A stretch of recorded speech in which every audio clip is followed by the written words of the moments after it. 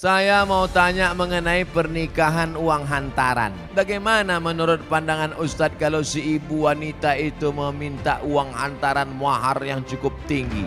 Ada 3 kemungkinan. Pertama memang mau bertanya masalah hukum. Yang kedua mau menyindir mak tua dari sini. Yang ketiga mau menawar.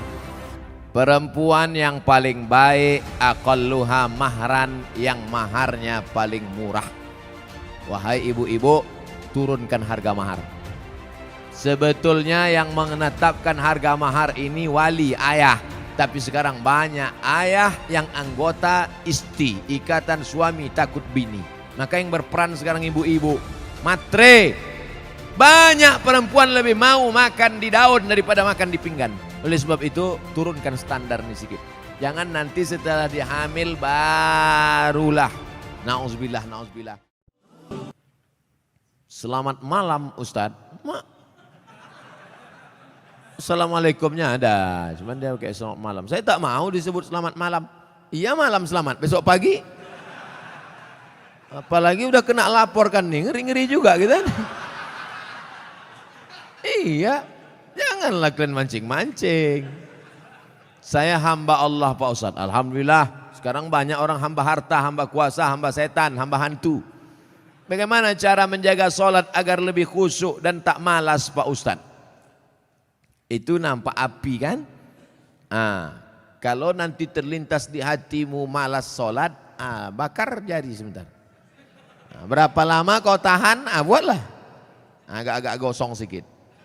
Hai tangan, tahan kau masuk neraka nanti tangan. Nama kau nanti nama nerakanya neraka sakor. Masalakakum fi sakar, kenapa kau masuk dalam neraka sakar? Lam naku minal musallin, karena tak sholat. Bakar.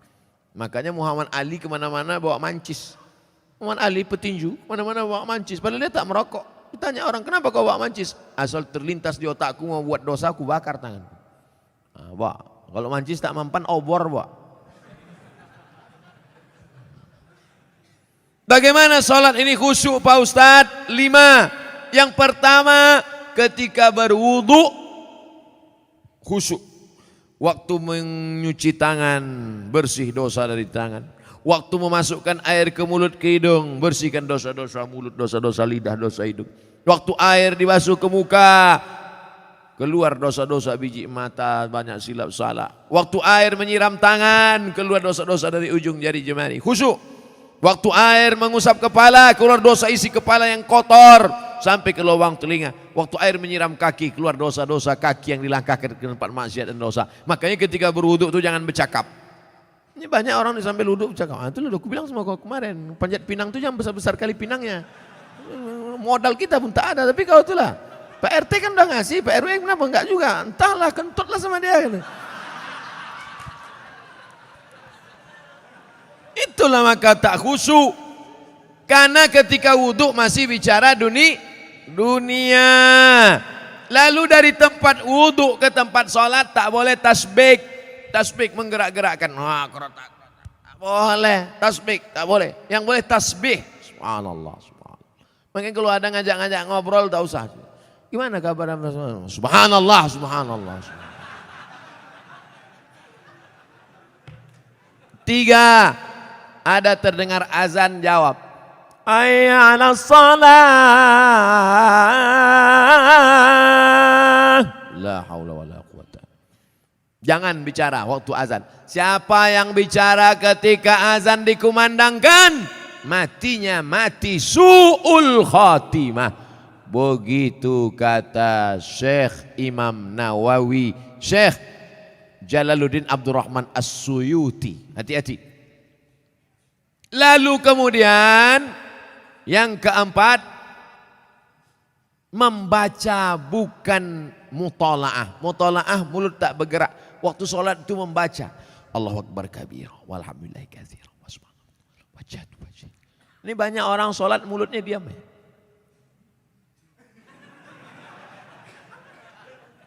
Mulut membaca. Karena di situ disebut qiraah. Qiraah artinya membaca. Bismillahirrahmanirrahim. Alhamdulillah. Yang kelima, mengerti apa yang dibaca. Itulah mengapa tadi saya pilih ayatnya, ayat-ayat pendek supaya besok kalau sholat zuhur mengerti apa yang dibaca. Wailul likulli humazatil lumazah alladzi jama'a malahu wa'addada. Kebetulan kawan di sebelah itu asik ngumpul-ngumpul harta. Jama'a malahu wa'addada. Yahsabu anna malahu akhladah. Kalla la yumbadanna fil hutamah. Saya pernah pulang dari Jakarta, pulang khuruj 40 hari. Ini mau nanya apa mau ngasih tahu? Khuruj 40 hari. Naik kapal laut bulan Ramadan kemarin. Mau sedap ceritanya nih. Rasa-rasa membaca novel Tenggelamnya Kapal Van der Wijk. Ketika malam Jumat pula, saya duduk-duduk di atas kapal itu. Oh, ketemu sama orang Swiss. Panjang ceritanya. Alhamdulillah, lebih kurang 30 apa ini? Hah? Tahu pula kalian dari aku lagi. Bicara sama orang Swiss itu berhasillah kami bimbing dia syahadat. Allahu Akbar. Don saya membaca ini. Saya menceramahi orang yang udah Islam. Saya menceramahi orang yang sudah dalam masjid. Ini mereka meninggalkan keluarga, meninggalkan harta, meninggalkan ruko, khuruj fisabilillah, menceramahi orang yang tak kenal Allah menjadi kenal Allah hanya dalam waktu 30 menit. Aku sudah 1 jam ceramah. Yang udah beriman tetap aja imannya gitu. Malu kepada Allah SWT. Alhamdulillah dia pun bersyahadat Pak Ustadz dan kami kasih hadiah siwa. Dengan senang hati langsung dipakainya siwa itu. Tapi ketika turun saya kehilangan orangnya. Bagaimana tanggung jawab saya kepada Allah telah mensyahadatkan dia. Maka tadi saya disuruh membimbing syahadat perempuan. Lalu saya pesankan kepada pengurus masjid, catat nomor HP-nya, daftarkan dia ke Mu'alaf Center. Mu'alaf Center artinya pusat mu'alaf, bukan mu'alaf yang bawa senter. Mu'alaf Center, Persatuan Mu'alaf. Nanti kalau ada yang masuk Islam, tolong dibuatkan, daftarkan di Mu'alaf Center. Perhatikan dia sudah ngaji atau belum, sholatnya bagaimana, puasanya bagaimana. Jangan setelah sadar, tapi ini kau sudah berikan dia hidayah saudaraku. Ayyahdiyallahu bika rajulan wahidan, satu orang dapat hidayah kanamu khairum min umurin na'am. Lebih baik daripada kau memiliki seekor unta yang merah. Adapun kelanjutan yang mudah-mudahan sekarang kan mereka orang-orang barat ini canggih, dia tahu internet, duit dia banyak. Mudah-mudahan dia kembali ke Swiss dan dia menggabungkan diri dengan saudara muslimnya di Eropa. Amin. Yang udah lalu tak bisa kita ulang. Cuma yang akan datang kalau mensyahadatkan jangan lupa catat nomor HP-nya, alamatnya supaya bisa kita kirim kabar, kita kasih video. Ceramah saya ini pula adik-adik yang di Fakultas Bahasa Inggris di USU Universitas Sumatera Utara, kalian terjemahkan bahasa ceramah saya ini ke bahasa Inggris supaya masuk Islam pula orang-orang Swiss sana nanti insyaallah. Jangan dia ini aja dapat surga, saya mau juga. Bagaimana Islam dia Pak Ustadz? Dia udah bersyahadat. Tinggal dia belajar sholat, belajar puasa, belajar dia bagaimana berzikir, membaca Quran. Jangan lupa di Eropa itu pengajian-pengajian Islam justru lebih banyak. Di sana ada Islamic Center, ada Islamic Council, macam-macam di sana ada. Jadi jangan cemas, jangan takut. Engkau sudah menyampaikan hidayah kepada saudara kita. Begitulah aslinya dakwah. Inilah yang da'i. Da'i mengajak orang dari jalan setan ke jalan Allah, mengajak orang dari jalan tak tahu hidayah kepada jalan hidayah. Inilah yang da'i, bukan Ustadz Abdul Somad da'i. Ustadz Abdul Somad hanya mau izoh hasanah, menceramahi orang yang sudah dalam masjid, orang yang sudah baik, orang yang sudah dapat hidayah. Nah, Pak Ustadz, bagaimana hukumnya apabila seseorang terlambat atau tinggal dalam sholat id? La ilaha illallah. Sholat id pun terlambat. Parah kawannya ya.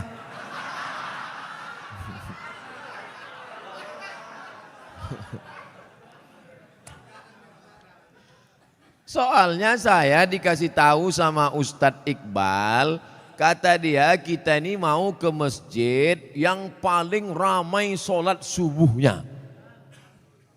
Betul itu? Kenapa ada yang terlambat sholat id?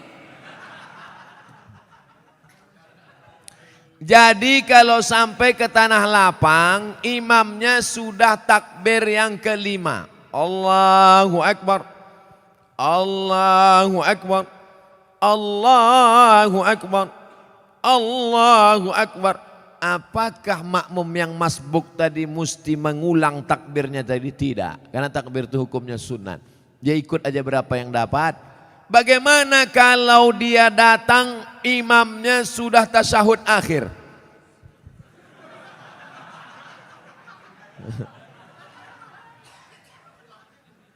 Udah hampir terbuka mulut imam. Masuk dia. Kata imam. Masuk dia. Maka dia habis salam itu tegak, dibuatnya takbir 7 dengan 5. Sendiri dia. Sampai dia ke tanah lapang itu orang sudah habis. Macam mana dia mau sholat Pak Ustadz? Dicarinya tanah lapang lain yang belum sholat. Kau dengar-dengar di mana masih ada yang belum sholat. Kau gaslah ke situ. Ternyata seluruh Medan sudah sholat. Maka dalam kitab Induk Fikih ditulis oleh Imam Muhammad Idris Asy-Syafi'i meninggal tahun 204 Hijrah. Kata Imam Syafi'i dalam boleh sholat sendirian. Tapi mazhab Hambali tak setuju. Mazhab Syafi'i dalam kitab boleh sholat sendirian. Bagi yang musafir, kemarin ada yang WA saya, Ustadz saya pulang kampung naik pesawat, apakah saya nanti sampainya sekitar jam sekian gak ada sholat id lagi? Sholat sendirian menurut pendapat mazhab Syafi'i. Apa hukumnya mencium istri sedang berpuasa? Istri siapa?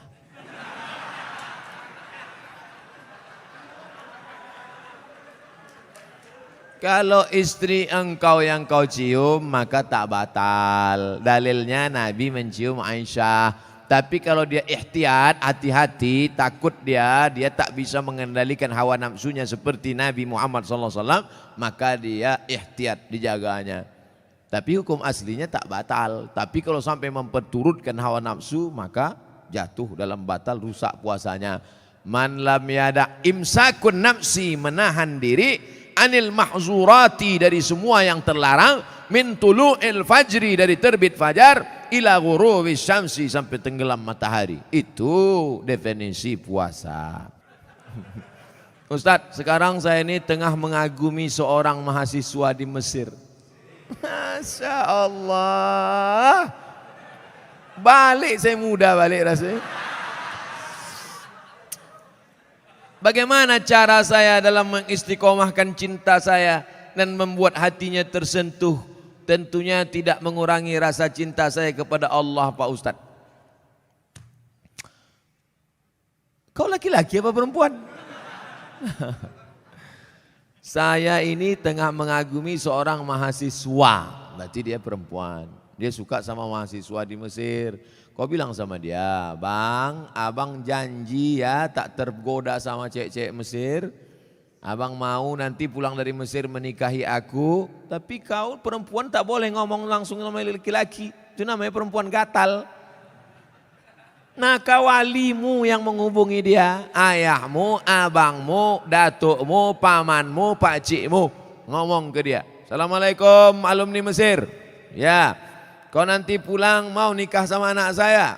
Aku tengok dulu Pak. Kalau segan nanti saya kontak dia, saya hubungi. Adik-adik kelas saya itu. Mudah-mudahan dari muda dia sudah menginginkan seorang imam yang dapat bibit bebet bobot yang nanti akan menjadikan anak cucunya menjadi pemimpin-pemimpin bagi orang yang bertakwa. Wa ja'alna lil muttaqina imama. Nah, sekarang anak-anak gadis nih yang ditengoknya bukan tamat dari Mesirnya, Ini tengoknya bukan ilmu agamanya. Ini tengoknya datang naik apa. Kalau tengoknya naik Grab, enggak ada. Matre. Na'udzubillah. Bersyukur Bapak Ibu, anak-anak gadisnya mau memilih imam, qori, alumni Al-Azhar. Saya mau tanya mengenai pernikahan uang hantaran. Bagaimana menurut pandangan Ustadz kalau si ibu wanita itu meminta uang hantaran mahar yang cukup tinggi? Ada tiga kemungkinan ini. Pertama memang mau bertanya masalah hukum. Yang kedua mau menyindir mak tua dari sini. Yang ketiga mau menawar. Perempuan yang paling baik aqalluha mahran, yang maharnya paling murah. Wahai ibu-ibu, turunkan harga mahar. Sebetulnya yang menetapkan harga mahar ini wali, ayah. Tapi sekarang banyak ayah yang anggota isti, ikatan suami takut bini. Maka yang berperan sekarang ibu-ibu, matre. Banyak perempuan lebih mau makan di daun daripada makan di pinggan. Oleh sebab itu turunkan standar nih sedikit. Jangan nanti setelah dihamil barulah. Na'udzubillah. Datang dia baik-baik.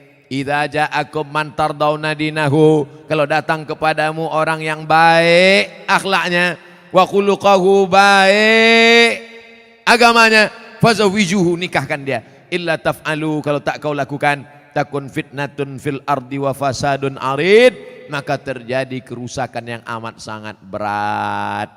Tolong jangan sampai anak-anak muda ini besok buat baleho turun ke jalan, turunkan harga mahar.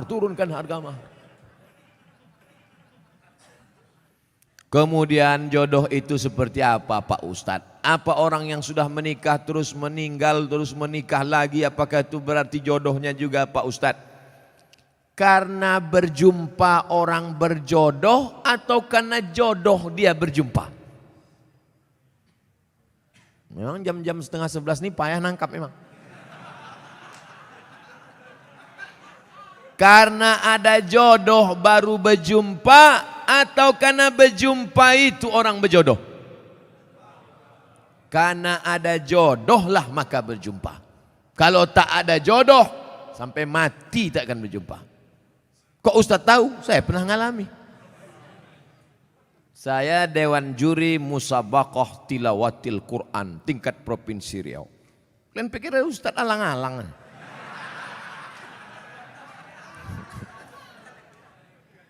Waktu itu belum nikah. Kata kawan saya, Mat, ku carikan kau perempuan qori'ah hafizoh. Kami Dewan Juri waktu itu. Iyalah, kami pun seminggu kami cari, tak jumpa-jumpa. Setelah saya nikah, tahun berikutnya, pas kami sedang makan nasi goreng, berbisik kawan saya, Mat, yang kita cari tahun lalu tuh di belakang. Tapi kita udah menikah. Maka kalau tak berjodoh tak akan berjumpa. Karena ada jodoh, itulah maka berjumpa. Oleh sebab itu jangan nanti yang laki-laki ini banyak salah jawab ini.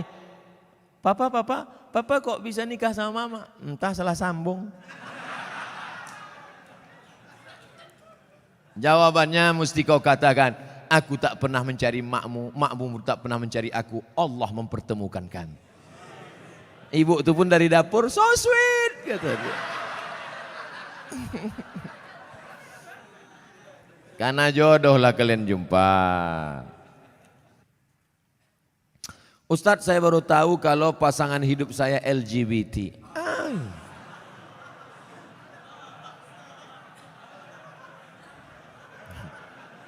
Apa yang harus saya lakukan Ustadz? Mempertahankan atau meninggalkannya?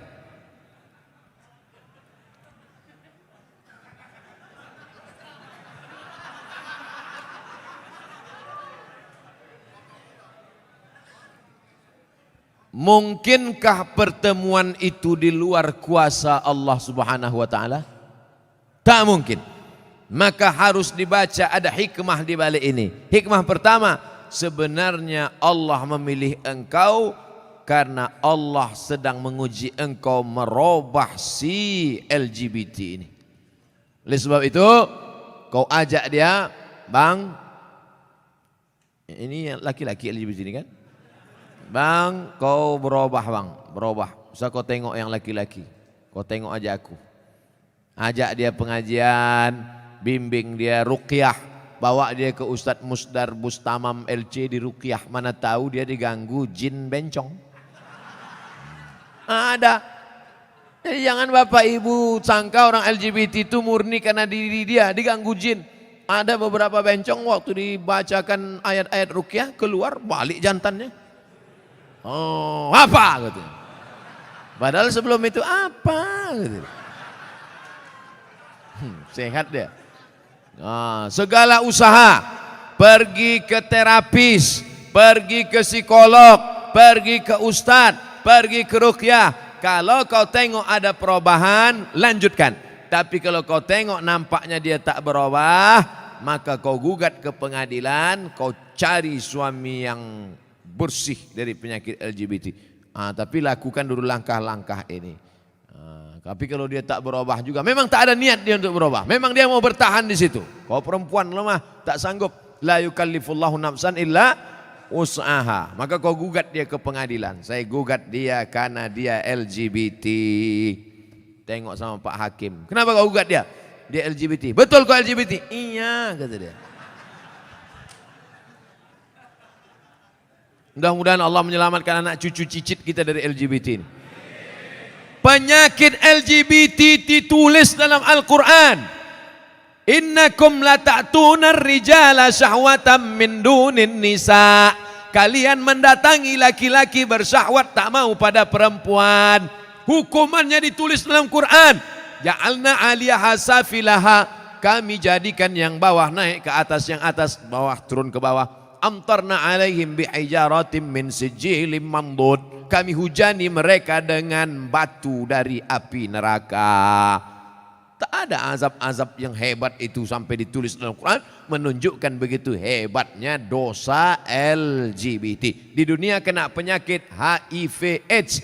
Ada pengakuan seorang dokter ketika diperiksa, macam-macam penyakit yang tak terlintas di pikiran.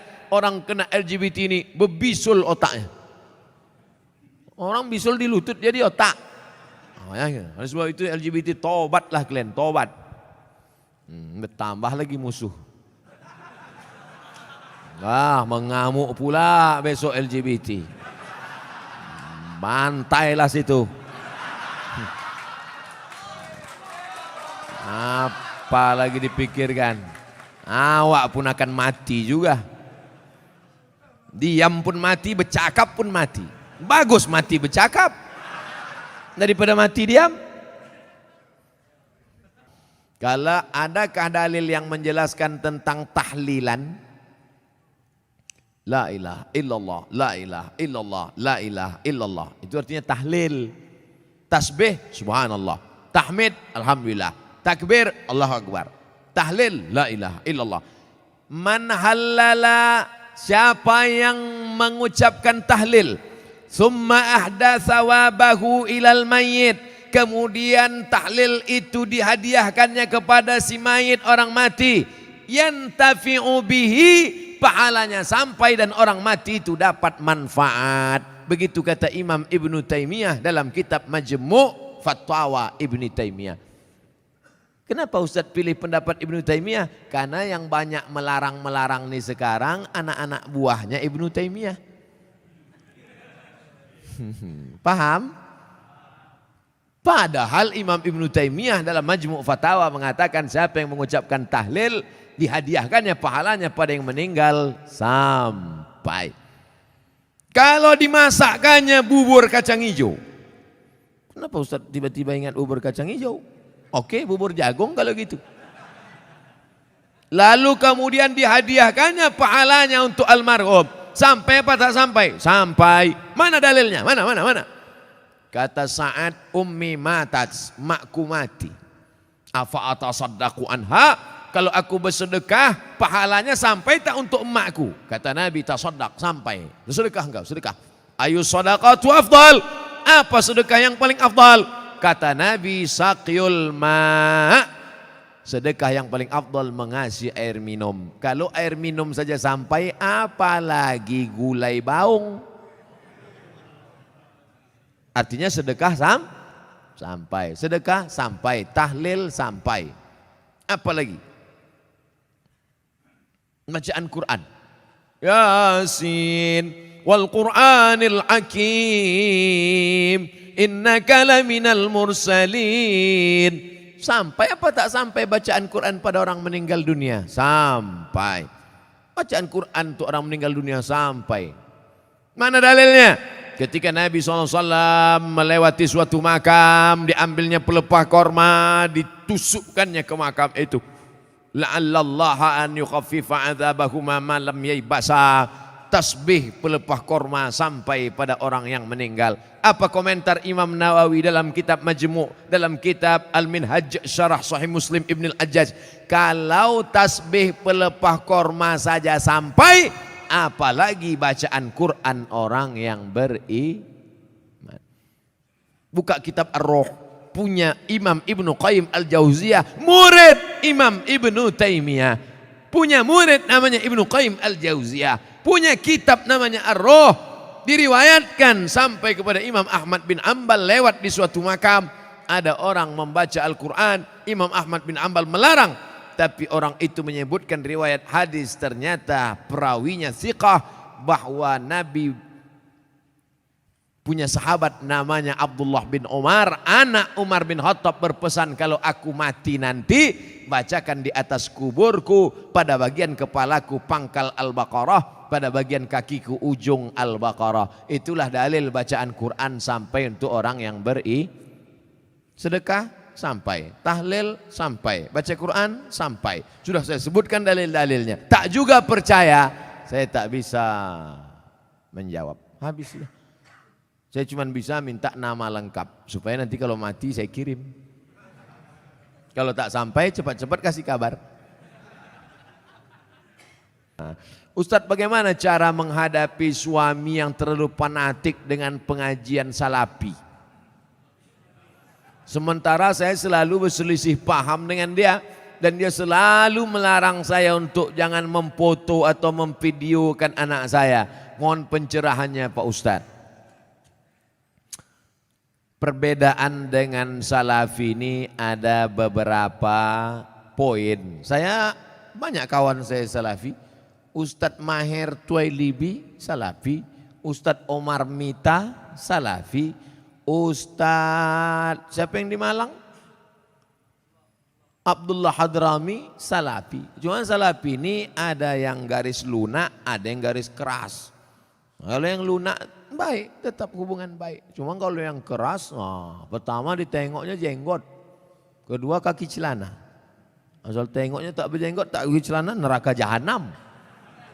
Saya berapa kali dimasukkan orang itu ke neraka.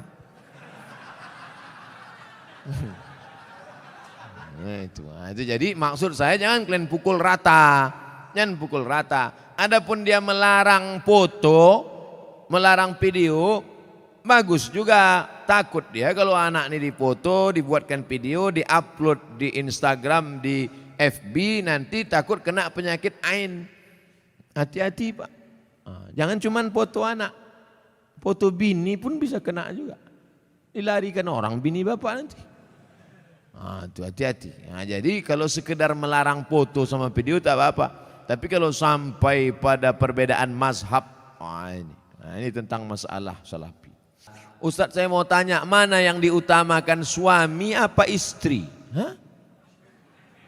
Mana yang diutamakan, suami antara istri atau saudaranya? Soalnya suami saya selalu, ini ada kewajiban, hai laki-laki, kalian punya 5 kewajiban pada perempuan. Pertama, kasih dia makan. Pagi lontong sayur, siang capcay, malam tak usah kita bahas lagi. Pertama, kasih dia makan. Yang kedua, kasih dia pakaian. Karena sekarang banyak laki-laki yang tak mengasihi bininya pakaian. Kalian tengoklah di mall-mall tuh. Kain belum berjahit dipakai, celana kuyak dipakai. Yang ketiga, kasih dia tempat tinggal yang layak. Yang keempat, kasih dia pendidikan. Aslinya kalian laki-laki yang mendidik istri kalian. Ini namanya idgham, ini namanya qalqalah, ini namanya ikhfa, ini namanya Aslinya laki-laki yang mendidik istrinya, tapi karena tak sanggup maka diajarkan kepada guru mengaji. Makan, pakaian, tempat tinggal, pendidikan, perhatian. Banyak perempuan sekarang pakai tumit sepatu 15 cm. Itu perempuan yang perlu perhatian, tak diperhatikan dia. Itulah ingin diperhatikan orang. Dipakainya tumit sepatu 15 cm. Dia yang makai, kita yang takut. Nengok dia, jatuh. Kalau sudah kau kasih 5 kewajiban, maka gugurlah kewajiban engkau di hadapan Allah Subhanahu wa taala. Itu standarnya. Lebih dari yang 5 itu berarti engkau sudah adil. Gimana laki-laki? Siap memberikan yang 5 tadi? Dah, soleh-soleh semua itu insyaallah. Mengazankan anak baru lahir itu apa dalilnya Pak Ustadz? Nabi mengazankan ke telinga Sayyidina Al-Hasan, anak Fatimah radhiyallahu anha, adzanas shalah, bunyinya seperti azan waktu azan salat. Hadisnya disebutkan dalam kitab Sunan At-Tirmidzi. Nama kitab Sunan Tirmidzi, nama lainnya Jami' At-Tirmidzi. Status hadisnya hadisun hasan, hadis paling tinggi sahih, di bawah sahih hasan, tentang mengazankan bayi. Anak saya mengazankan. Allahu Akbar, Allahu Akbar. Tapi tidak kuat macam itu. Terkejutlah dia.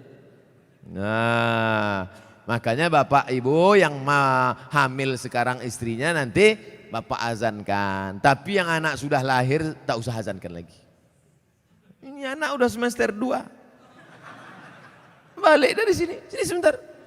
Allahu Akbar. Apanya ayah ini gitu. Ustadz mohon pencerahan permasalahan saya ini. Beberapa bulan yang lalu saya keguguran. Usia kandungan 3 bulan 10 hari. Tapi ada yang berkata kepada saya bahwasanya saya terkena azab. Mohon jawabannya Pak Ustadz agar tidak mengganjal di hati saya. Semoga Pak Ustadz selalu dalam lindungan Allah Subhanahu wa taala. Amin ya rabbal alamin. La yusibul mu'min min nasabin wala wasabin wala saqamin wala syaukin yastakuha. Susah hati, gundah gulana, musibah, duri menusuk tapak kaki, illa kaffarallahu anhu biha sayiatu. Sesungguhnya Allah ingin menghapuskan dosa-dosamu. Bu, janinmu gugur 3 bulan 10 hari, kau bukan kena azab. Allah ingin membersihkan engkau dari dosa-dosamu, Bu. Jangan kau dengarkan cakap orang. Di dunia ini kalau dengar cakap orang makin pusing kepala kita. Orang yang terkena musibah itu 3. Yang pertama, Allah ingin menghapus dosanya. Yang kedua, Allah ingin memberikan dia balasan pahala yang lebih besar daripada haji, lebih besar daripada umrah, lebih besar daripada jihad. Apa itu? Sabar. Nih anak keguguran 3 bulan 10 hari, sabar. Maka Allah berikan balasan. Apa balasan ibu yang sabar keguguran? Innama yuwaffas sabiruna ajrahum bighairi hisab. Allah berikan balasan bighairi hisab, unlimited edition. Pertama, dosa ibu diampuni. Yang kedua, Allah berikan ibu balasan pahala unlimited. Yang ketiga, di akhirat Allah naikkan derajat. Ada orang-orang yang derajatnya sudah sampai tinggi, tapi amalnya tak cukup. Maka kata Allah, kasih dia ujian. Sehingga ketika dia sabar, dia layak untuk menempati itu. Makanya kalau apapun yang terjadi pada kita, kita mesti ibu husnuzon sama Allah. Jangan dengarkan cakap-cakap tetangga kena azab, kena kutuk, kena santet, kena begu ganjang. Ustadz, apa arti kitab kuning itu Pak Ustadz? Kitab kuning warnanya kuning. Karena 2. Pertama, terbuat dari kertas ubi. Yang kedua, karena kitab itu sudah tua, sudah lama. Istilah kitab kuning itu untuk kitab yang bahasa Arab gundul. Contoh kitab kuning fikih, Matan Takrib. Naik ke atas Fathul Qorib. Naik lagi ke atas, orang membaca kitab I'anatut Talibin. Naik ke atas Al-Mahalli. Naik lagi ke atas Majmu' Sarah Muhazab. Itu yang dibaca di pondok-pondok pesantren kitab kuning. Nahu, belajar dari Imri, belajar dari Al-Ujrumiyah. Naik kepada Emriti, naik kepada Seribu Bait Ibnu Malik, Syarah Ibnu Aqil, Alfiyah Ibnu Malik. Nah, itu yang disebut dengan istilah kitab kuning adalah kitab Arab gundul. Adapun yang banyak tempat kita perukunan Melayu itu bukan kitab kuning, itu perukunan Melayu. Bahasanya bahasa Melayu, tulisnya tulis Arab. Beri kami semangat untuk mempelajarinya Pak Ustadz. Masuk pesantren. Semangat, semangat. Masuk SMA. Mana membaca kitab kuning anak SMA? Oleh sebab itu wakafkan anak-anak kita. Jangan takut miskin. Ini banyak orang tua. Anak ibu di mana? SMA. Kenapa tak masukkan pesantren? Nanti makan apa? La ilaha illallah Rasulullah. Kisah nyata, true story. Mau mendengarnya? Tak mau pun saya ceritakan juga. Menumpanglah dia di rumah makciknya. Susah numpang di rumah makcik. Sekolah pesantren. Apa kata makciknya? Ngapailah kau sekolah pesantren? Nanti kau makan apa?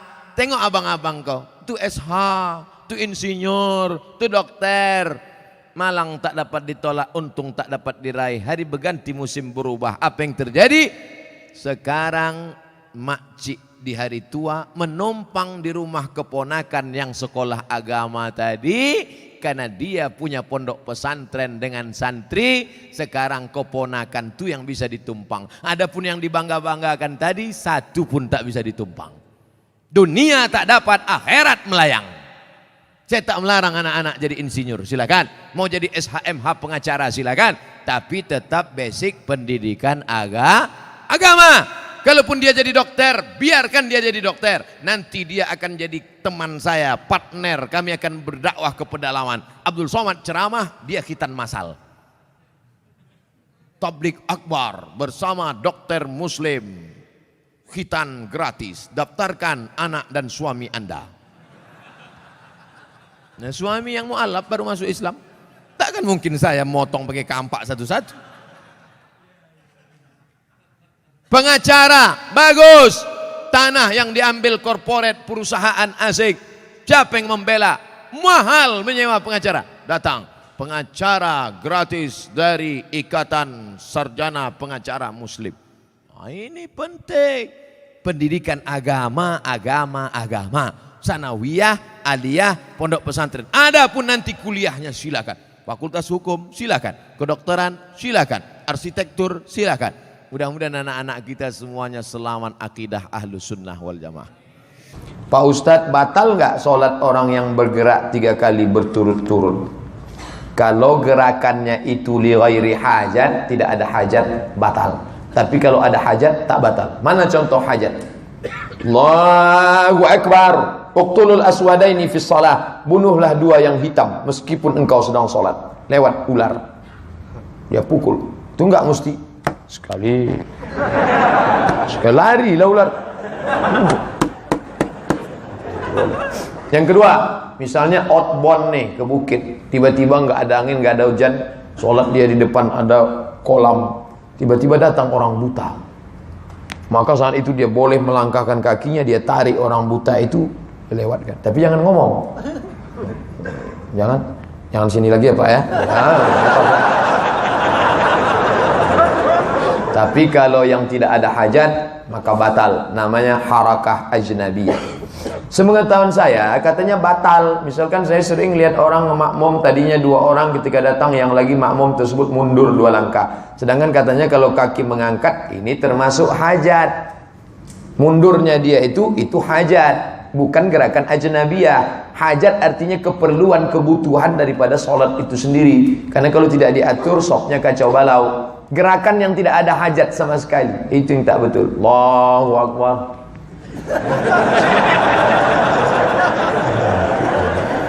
Siapa yang tulis tadi?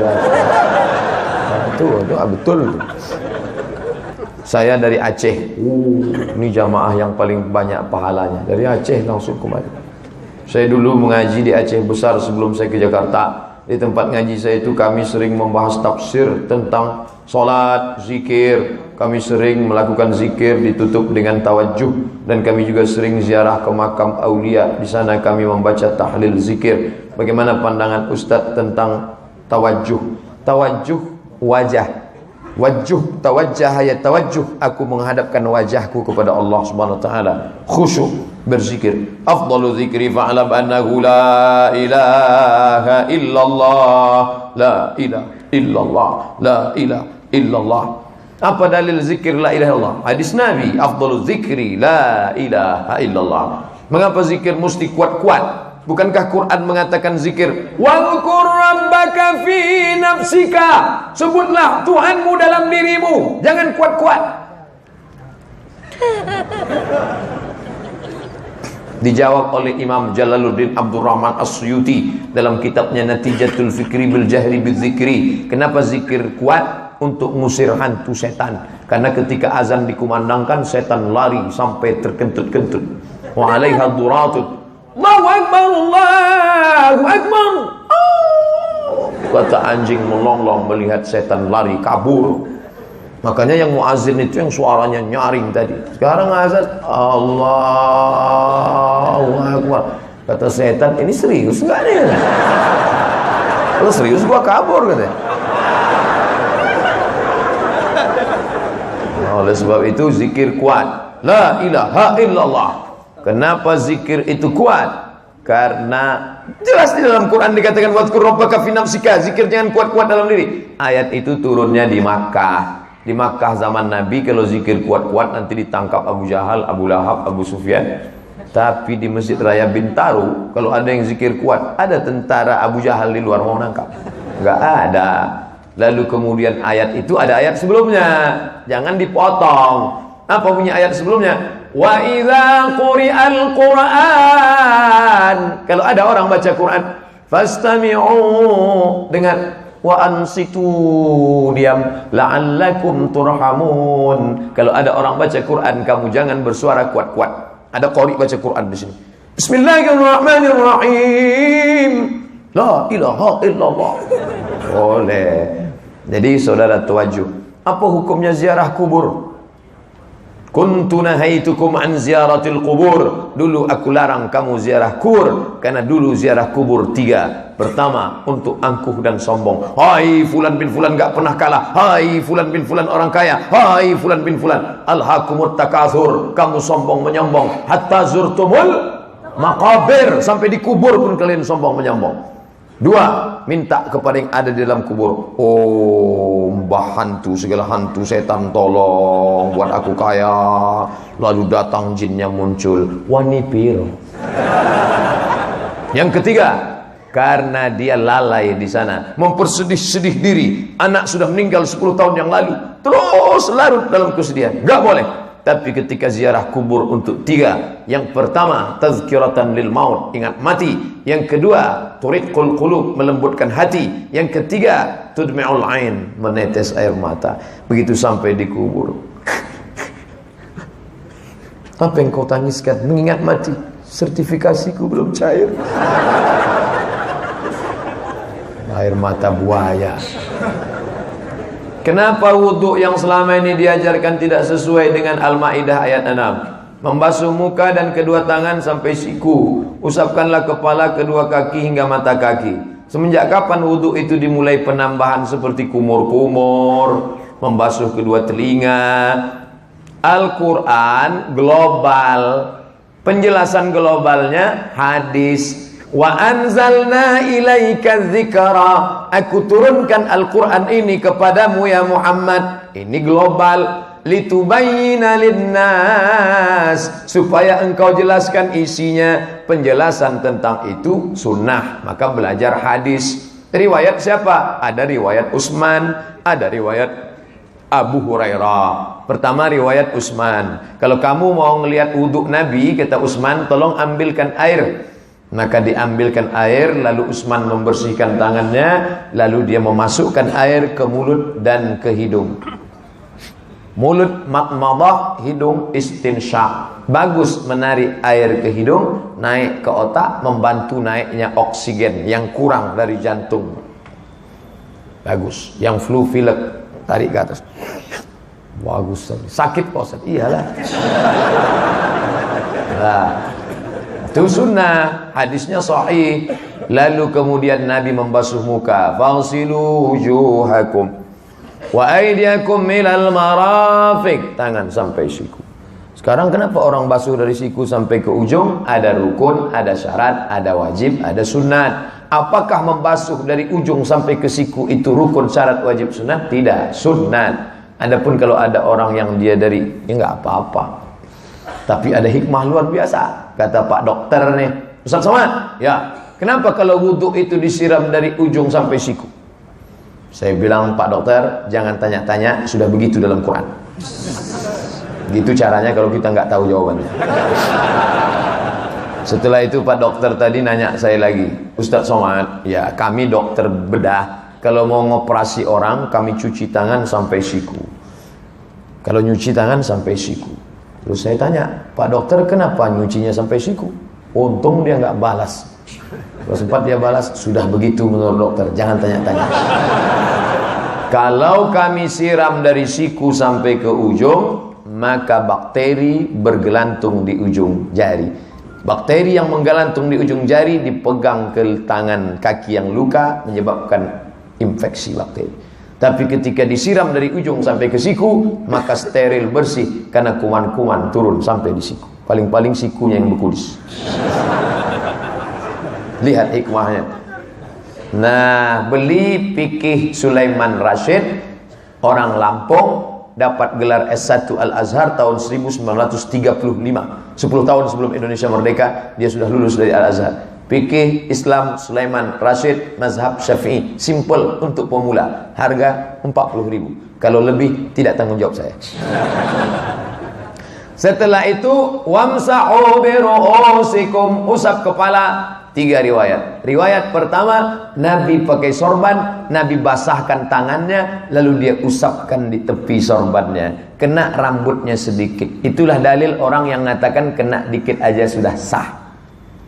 Riwayat 2, Nabi membasahkan telapak tangannya, dia masukkan dari celah sorbannya tanpa membuka sorbannya. Itulah dalil mazhab yang mengatakan kepala basah 1/4. Ketiga, Nabi membuka sorbannya, Nabi membasahkan tangannya, dia usap dari depan ke belakang, ke depan, nyambung ke telinga.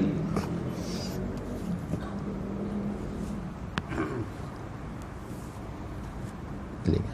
3 versi. Jangan dipermasalahkan. Yang versi 1 sah, versi 2 sah, versi 3 sah. Yang bermasalah mana? Yang enggak wudu. Pun tetap sah karena tayammum.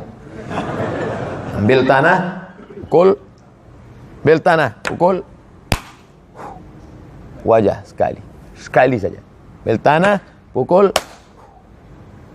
buka, lalu usap. 1, 2, 3. 1 untuk bawah, 2 untuk yang dalam, 3 untuk sini. 1, 2, 3. 1 tayamum, 1 sholat. Nanti mau sholat lagi, tayamum lagi. Tidak pakai kumur-kumur.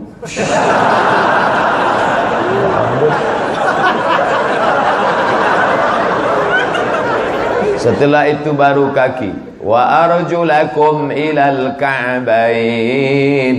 Kaki sampai mata kaki. Baru doa. Allahumma ja'alni minat tawabin wa ja'alni minal mutatahhirin wa ja'alni min ibadika salihin. Dari tempat wudhu naik ke atas masjid, nggak boleh tasbih. Tasbih menggerakkan jari jemari.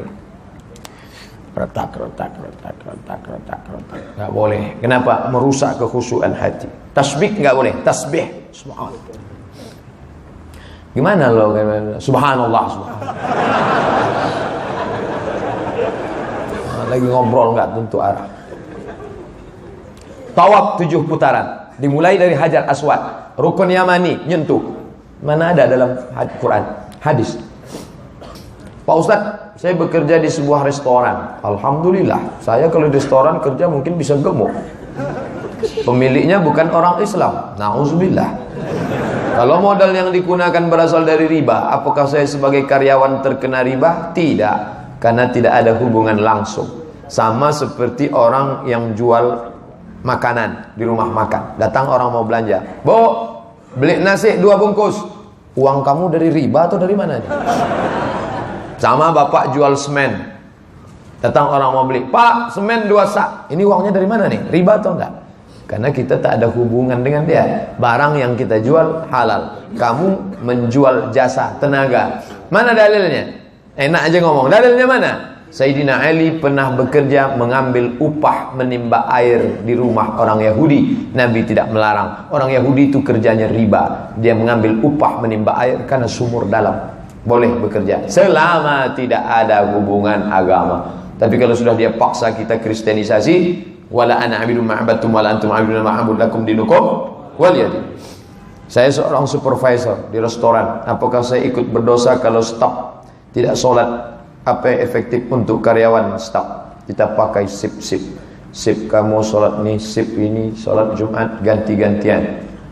Kalau kita kuat, maka orang segan. Tapi kalau kita lemah, orang lihat dulu, dia tes dulu. Ini bisa kita tekan. Kita harus berprinsip. Kapan waktu sholat taubat? Unlimited. Mau pagi, mau siang, mau malam. Tapi bagus malam. Karena malam itu sepi, sunyi. Dulu gitu. Sekarang kita bangun jam 2. Gol! Nggak ada sepinya dunia. Tadi malam saya bangun jam 2. Mau sholat jam 3, jam 4 lewat di depan.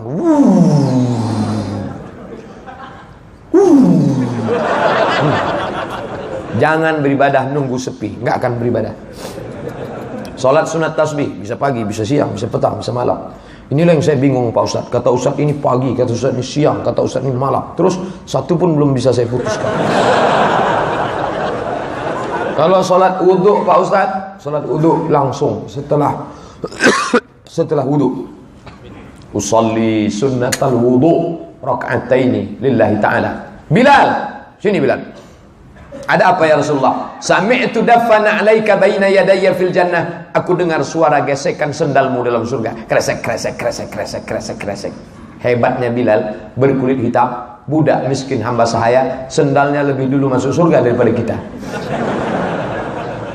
Jangan sombong, jangan angkuh sama orang hitam. Makanya saya dulu waktu kuliah di Maroko, satu asrama sama orang hitam. Saya suka sama orang-orang Afrika ini. Terasa kita lebih putih. Apakah setelah sholat isyraq masih berboleh sholat sunat duha awal dan akhir duha? Ya. Mana dalilnya? Yusalli ma syaa. Nabi sholat tanpa batas. Hadis riwayat Aisyah. Itu menunjukkan sholat duha unlimited edition. Tak ada batasan. Apa beda duha dengan isyraq? Waktunya sama. 5.50 duha. 5.50 isyraq juga. Apa bedanya? Kalau sholat subuhnya di masjid, duduk berzikir mengingat Allah sampai terbit matahari, sholat sunat 2 rakaat, namanya isyraq. Tapi kalau sholatnya tidak di masjid, atau setelah sholat di masjid pulang ke rumah, sholat dia, namanya duha. Sampai waktu zuhur, 15 menit menjelang azan zuhur, bisa dilaksanakan 2 rakaat, 4 rakaat, 6 rakaat, 8 rakaat. Sholatul laili wal nahari masna masna. Sholatnya 2 rakaat 1 salam, 2 rakaat 1 salam. Tapi jangan gara-gara ngejar yang sunat, yang wajib tinggal. Kita datang ke kantor, antrian panjang. Ini kok panjang antrian? Pegawainya sedang sholat sunat Pak Ustaz. Ini namanya alim tapi jahil bin Bahlul.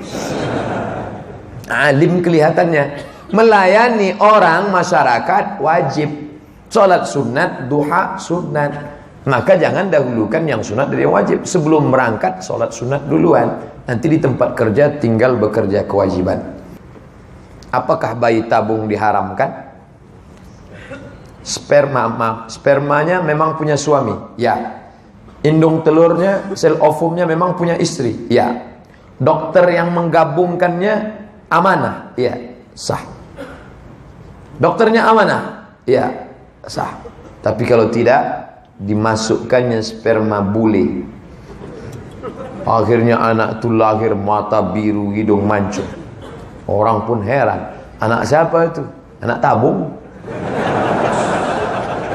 Murni punya suami, betul sel ovum istri, dokternya amanah. Lanjutkan.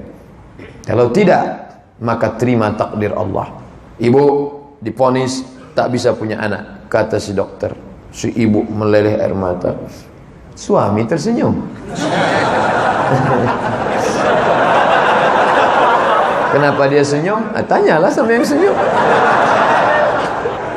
Bagaimana caranya agar pemuda memiliki iman yang kuat di tengah arus globalisasi masa kini? Yang pertama, alaikum bil jamaah, hendaklah kalian berjamaah.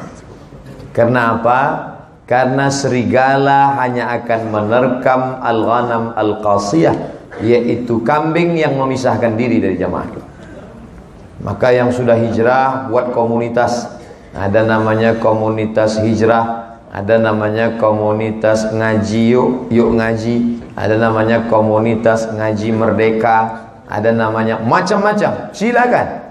Bukan untuk kelahi komunitas itu. Nanti pada saat momen tertentu dia akan bersama, ngumpul, akan dipertemukan. Ini konsepnya dalam bidang teknik, ini konsepnya dalam bidang sastra. Nanti ada program-program agama yang komunitas ini saling bertemu, bertegur sapa. Ketemunya di mana? Di masjid. Itu yang diajarkan Nabi di masjid. Kamu kenal dengan si Anu di mana? Kemarin waktu ada Ustadz Somad datang dari Pekanbaru Riau, kami ketemu sama-sama sholat. Ketemu di Masjid Raya Bintaro. Senang. Kamu ketemu dengan si Anu di mana? Kami sama-sama mabuk waktu itu. Kami waktu itu sama-sama dugem, sudah duduk sambil gemetar. Buat komunitas. Yang kedua, terus adakan inovasi. Jangan kaku, baku. Sudah jelas kajiannya itu ke itu saja. Kita buat model gaya baru. Anak-anak muda ini nggak mau cuma ngaji begini, dia maunya pakai infokus. Ada nonton bareng, ada macam-macam dibuat, inovasi-inovasi. Buat pelatihan-pelatihan. Kami nggak maulah kalau pengajian sama Ustadz Somad jadul, pakai sarung, pakai peci. Kami maunya Ustadz yang sorbannya di depan, rambutnya. Oke, nggak masalah. Casiknya saja, isinya tetap iman dan Islam. Nah, ini anak-anak muda. Orang tua mendidik dari rumah, masyarakat pendidik. Ini banyak orang tua tidak mendidik. Dia yang menjerumuskan anak ini. Kamu udah punya pacar? Belum, Ma. Kata Ustadz nggak boleh. Pacaran aja, ntar dosanya mama yang nanggung. Ini orang tua menjerumuskan anak. Kamu pakai jilbab jangan terlalu rapat, nanti payah lakunya. Maka seperti membangun istana cantik di tepi pantai. Istananya bagus, sudah pengajian, dah ngaji. Sampai di rumah disiram lagi dengan air ombak, hilang. Siapa yang membuat? Orang tua. Fa'abawahu yuhawidanihi. Orang tua menyebabkan anak jadi Yahudi, au yunassiranihi, menjadi Nasrani, au yumajjisanihi, au menjadi Majusi. Apapun profesimu, engkau adalah pendidik. Engkau insinyur yang mendidik. Engkau teknikal yang mendidik. Engkau programmer komputer, programmer yang mendidik. Maka kita akan menjadi umat yang menjadi mendidik. Man dalla ala khairin falahu mithlu ajri fa'ilihi. Siapa yang menunjukkan jalan kebaikan, dia dapat pahala seperti orang yang melakukannya. Semoga Ustaz dalam lindungan Allah. Amin. Apa bisa kita mengatakan, menganggap seorang itu guru kita tanpa kita belajar secara langsung talaqi, tapi cuma belajar mendengar, melihat hanya melalui YouTube? Contohnya kita mendengar ceramah-ceramah Pak Ustadz di YouTube, kita mengakui Pak Ustadz sebagai guru. Ajaztu muhadarati, aku ijazahkan isi ceramah-ceramahku kepada seluruh kaum muslimin muslimat yang ada di Masjid Raya Bintaro pagi ini. Maka dijawab, qabiltu, aku terima. Aku ijazahkan buku 30 fatwa Ramadan, 33 tanya jawab kurban, 99 tanya jawab solat, dan 37 masalah populer. Ku ijazahkan kepada jamaah yang hadir pada subuh ini di Masjid Raya Bintaro. Maka dijawab, qabiltu, aku terima ijazah itu. Maka kita resmi punya hubungan guru dan murid. Adapun yang tak paham, dia bisa tanya. Saya udah tanya ke WA Ustadz cuman baca aja. Kenapa enggak Ustadz jawab? Saya enggak jawab, saya screenshot, saya kirimkan. 999 belum terbaca.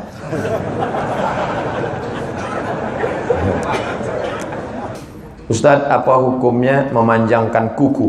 Azfaraka, kukumu. Inna syaitana yaq'udu ma ta'ala minha. Setan duduk di kuku yang panjang. Menyiapkan kuku panjang sudah menyiapkan 5 seat untuk setan. Seat 1, seat 2. Seat ini dekat jendela. Saya panjangin 1 Pak Ustadz untuk ngorek telinga. Enggak apa-apa, 1. Tinggal tarik telinga. Saya mau tanya Pak Ustadz. Saya mau tanya abati. Abati artinya my father. Oke, my son. Apa benar duit hasil korupsi kalau dibelanjakan barang-barang itu akan menjadi saksi di akhirat nanti? Wa may yaghlul, siapa yang curang, ya'ti bima ghalla yaumal qiyamah, dia akan membawa kecurangannya hari kiamat. Hadisnya tentang pengutip zakat. Ini kambing untuk zakat, ini kambing untuk saya, karena gratifikasi. Di akhirat nanti akan ada orang memikul kambing, ada yang mikul sapi. Masih keren mikul kambing, mikul sapi, mikul bakwan. Ada nanti yang kita lihat mikul apa? Kijang Innova, plat merah. Tapi mikul yang remeh temeh sepele, jangan pernah curang. Ittaquz zulma, takutlah pada perbuatan zalim. Fa inna zulma zulumatun yaumal qiyamah, karena kezaliman akan menjadi kegelapan pada hari kiamat. Jangan korupsi. Korupsi satu kota, kita akan mencari mereka dari mulai sejak zaman Nabi Adam sampai Adam Smith. Berkumpul semuanya di akhirat. Adam, Idris, Nuh, Salih, Ilyas, Zakaria, Musa, Yahya, Isa, Daud, Sulaiman, Ayub, Zulkifli. Berkumpul semuanya. Kemana kita mau mencari mereka di akhirat? Bayar sekarang. Pak Ustadz, pertanyaan saya, ada salah satu da'i menjelaskan doa satu orang habaib zuriyah Rasulullah sama dengan doanya 40 kiai ahwal. Apakah benar demikian? Mohon penjelasannya. Dalil tertinggi Al-Quran. Di bawah Al-Quran hadis. Di bawah hadis khabar sahabat. Di bawah khabar athar tabi'in. Di bawah athar fatwa ijtihad ulama. Saya belum menemukan hadisnya. Boleh jadi motivasi untuk menghormati alil bait. Karena ketika Zaid bin Thabit mencium tangan Abdullah bin Abbas, secara umur lebih tua Zaid bin Thabit, tapi Zaid bin Thabit mencium tangan Abdullah bin Abbas. Kenapa kamu cium tanganku, kata Abdullah bin Abbas? Karena kamu kerabat Rasulullah sallallahu alaihi wasallam. Boleh jadi dia berijtihad karena ini punya nasab baik dengan Nabi, bahkan jadi imam pun hafalannya sama, paham fakihnya sama. Tapi yang ini nasabnya lebih mulia, maka yang bernasab lebih mulia, lebih dikedepankan daripada yang tidak bernasab mulia. Nah, ini masalah nasab. Tapi orang mulia bukan karena nasab, tapi kalau dia memang sudah taat, nasabnya itu menambah kemuliaannya. Nah, ini tentang masalah yang antara ahli bait dengan bukan ahli bait. Bagaimana definisi tauhid menurut Ahlus Sunnah wal Jamaah? Sedangkan yang lain ada membagi tauhid, tauhid rububiyah, tauhid uluhiyah, tauhid asma wa sifat. Itu ijtihad Ibnu Taimiyah. Hidupnya di abad ke-7, abad ke-8. Dia yang mengeluarkan ijtihad ini, rububiyah, uluhiyah, asma wa sifat. Sedangkan Imam Asy'ariyah memakai sifat 20. Wujud, qidam, baqa, mukhalafatul hawadits, qiyamuhu bi nafsihi, wahdaniyah, qudrat, iradat, ilmun, hayat, sama, basar, kalam. Dikaji itu dalam ilmu tauhid. Tadi malam dari pesantren Darul Mustafa, Kiai Ubaidillah Hamdan. Saya tanya-tanya, di sana ada mengkaji tauhid. Ikuti kajian tauhid. Mohon penjelasan tentang akidah Asy'ariyah. Akidah Asy'ariyah sifat 20 tentang sifat Allah. Tapi jangan katakan sifat Allah hanya 20. Itu akar-akarnya saja. Nanti dia akan punya batang, punya cabang, dikaji dalam tauhid. Kemudian tentang ayat-ayat yang mutasyabihat, Asy'ariyah tidak berpegang kepada teks. Yadullah fauqa aydihim, tangan Allah di atas tangan mereka. Oh, Allah punya tangan. Maka makna tangan di situ adalah kuasa Allah. Ar-Rahmanu 'alal arsy istawa. Allah duduk di atas kursi. Allah duduk di atas arasy. Bukan maknanya Allah duduk di atas arasy. Allah Maha Kuasa sampai arasy itu pun dikuasainya. Itu takwil untuk menjaga jangan sampai mentajissimkan, memfisikalisasikan Allah. Karena kalau sampai Allah disamakan dengan makhluk, batallah imannya karena dua ayat. Walam yakul lahu kufuwan ahad. Ayat satu lagi, laisa kamitslihi syai'un. Tidak ada satu setara dengan Allah.